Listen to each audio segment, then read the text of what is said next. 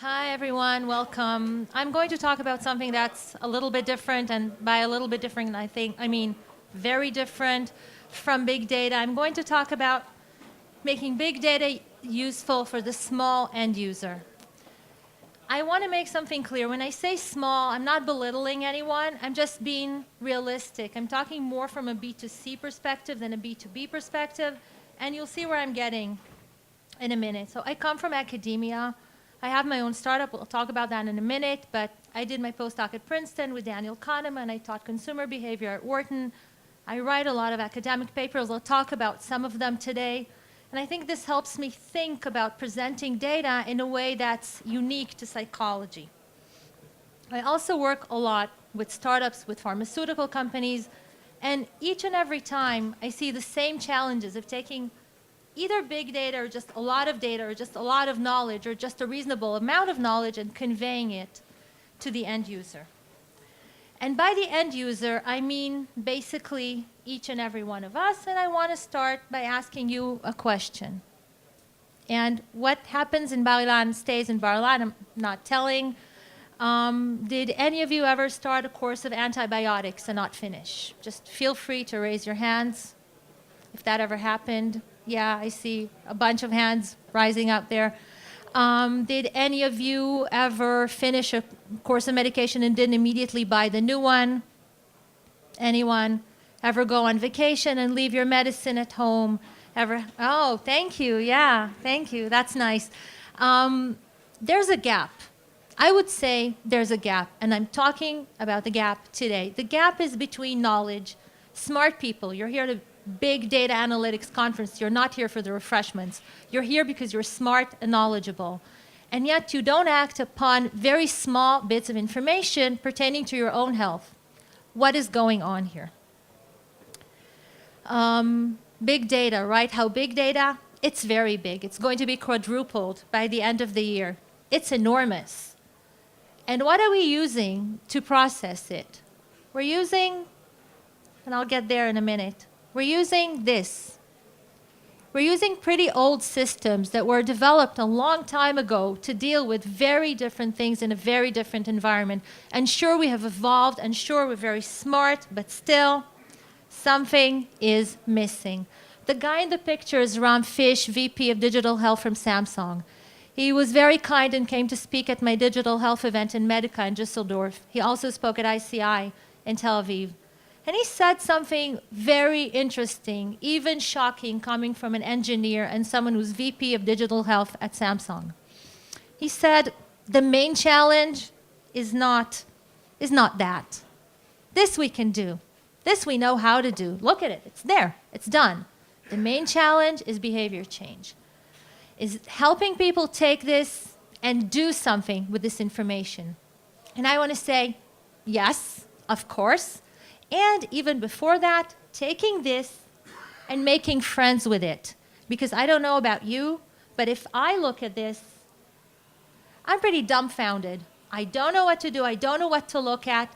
And I certainly am not sure how to interpret this. How much time am I going to spend gazing at this screen before I get tired, before I feel it's useless? I'm giving myself a few minutes. Why would I want to revisit? A good question, right? All this screen does, and others similar to it, is basically highlight the gap between the big data and this machine I carry on my neck. And the gap, I will mention 4 gaps today, 3 in the cognitive realm and 1 in the emotional realm. In the cognitive realm, 1 gap is dealing with too much information. And how much is too much? You will see that sometimes not much information is still too much. Another gap is usage of hints. When we have trouble interpreting information and knowing what to do, we look around for various hints and we find them and we act upon them. Is this always a good idea? Not always. We'll see why not. The last gap in the cognitive realm is the call to action. What should I do now? I'm here. I bought the watch. I want to improve my health. I want to improve my finance. How do I do this? I don't know. And if you don't help me, I will never know. The emotional gap I will talk about at length toward the end. But I said too much information. So how much is too much information? Depends for whom. we are all very smart, right? And anyone who will ever watch this video is also uber intelligent. But in America alone, 90 million people read at a reading level of a sixth grader or below. I'll let you in on a little secret. Whenever you're in trouble, whenever you're experiencing anxiety, your IQ drops. So even not too much information becomes a lot at that point. Another challenge that we forget is that people dealing with the information we give them don't necessarily speak our language. I see that a lot in the medical realm. I come to speak and I work with a lot of pharmaceutical companies, and they say, well, you know, this is an anti-TNF, it's biological, it has a marker, it's subcutaneous. Great. You know, this is English, but it's also really foreign language. And if you don't understand the language, there's nothing you can do about it. That's another challenge you need to deal with. Because even if you're very smart, and even if your end user is very smart, they don't necessarily speak the language. What happens when there's choice? We like choice, right? Choice is good. You don't want to go to a supermarket with one kind of jam, but you also don't necessarily want to go to a supermarket with too many jams. And here is why. A cool study by Sheena Iyengar of Columbia University back in the days when she was in Stanford and did it at the farmer's market. She had a stand at the farmer's market. The first day was the one farthest from me, 6 jams. Okay, 6 jams, it's not too appealing. 40% of the people at the market show up. Out of them, 30% buy a jam. Okay, that sounds cool, that sounds pretty reasonable. Nothing too exciting. Why are we talking about this? We're talking about this because the next week, she did a really cool stand. She had 24 kinds of jam. That's really cool. Tons of flavors. It's very novel. It's exciting. 60% of the people at the market show up. They try this, they try that. But between this and that and that and that, they don't know what to buy. 3% of them end up making a purchase. So selection is alluring. Any e-commerce retailer will tell you that. But you have to help people narrow down the choice, or they look at it, say, I don't know what to do, I'll come back later, and that's the last time you'll ever see them. If you think this only happens with jam and in cool, cute studies, this also happens in the medication domain. And I hope none of you have ever seen these medications, not because they're not good, just because I hope none of you will ever be sick, but they're all for the same condition. What do you do as a doctor? You hope. As a patient, you hope that as a doctor, you'll just analyze the information and choose the best possible medication for the patients. But is that really the case? Aren't doctors also inundated by all the information? When I look at second-generation antipsychotic drugs, and that's not a study by me, psychiatrists prescribe 6 medications as a median. They have 6 of them running around in their head that they can pull out. Neurologists and general practitioners only use 2. Pediatricians only use 1. Why? Because they narrow down the information. It's too much information. They don't want to deal with it. They're professionals. They're smart. They're very educated. But too much information applies to them also. In fact, HMOs know this, and they will narrow down the number of medications that physicians have to learn. That's why I put in the little booklet. Okay. Medicare Part D, again, I hope none of you are familiar with it. It's the American program for helping the elderly and the poor deal with medication. In Israel, we're very, very lucky. Anyone seeing this from outside of Israel, if you ever get sick and need a prescription, come to Israel. You'll get it at a much more reasonable price. But this is not the case in the US, and if you're insured with Medicare Part D, you need to choose a plan. How many plans do you have to choose from? Around 31 plans per state. Per year, and they change every year. So what did I say about too much information? I said people can't process it, and I'm going to show you. We ran a study with medical students and interns from a reputable hospital in New York City, and we gave them either 3 medication plans, 10 or 20, to just look at and observe, and we really narrowed down the information for each plan. It doesn't look user-friendly, but if you saw the real booklet for every program, you would understand what a huge favor we did to them. And then we asked them very simple questions, such as Bill wants to narrow down his copay. Which program should he choose? A, B, C, D, E, F, G, etc. We see that even with these very smart people, they're really good when you show them 3 plans. Once you show them 10 or 20, their ability to narrow it down to come to the best answer drops immediately. So too much information applies. It applies in real life, as we saw with the physician study. It applies when you give people too much information and too many options, no matter how smart and talented they are. So what do people do? They have a hard time understanding all this information. I would like to propose that they do something which is very reasonable. You probably all heard the word heuristics, mental shortcuts. I'm not going to talk about any particular heuristic today, but I will just talk about using hints. What are hints? They're what you use when you have no idea. When you go to see a doctor, you say, well, you know, the doctor was really well spoken, she was well dressed, she spoke with authority, she has to be a good doctor. Does that really mean she's a good doctor? No, but it means she gave you hints that helped you understand she was good. And this happens in real life, and this happens with money. Again, I'm saying money because we tend to think that when money is involved, people will get it right, and they don't. In this study that was done by Don Ariely and my colleague Moti Amar and others, they gave people not a very nice present. They gave them $29,000 debt. And then they said, here's $3,000. Do something with it. What do most people do? Most people put in the money in debt number one and they close the debt. And they're very happy. Is this a good idea? It's not really a good idea. Why? Because you should put the money in the mortgage. That's your biggest loan with the highest rate of interest. Why aren't people doing this? Because they don't act upon the information. In fact, a lot of them in the study ignored interest rates altogether. They narrowed it down. You could say it's shocking. You could say people are stupid. I would say people are using the machines they have.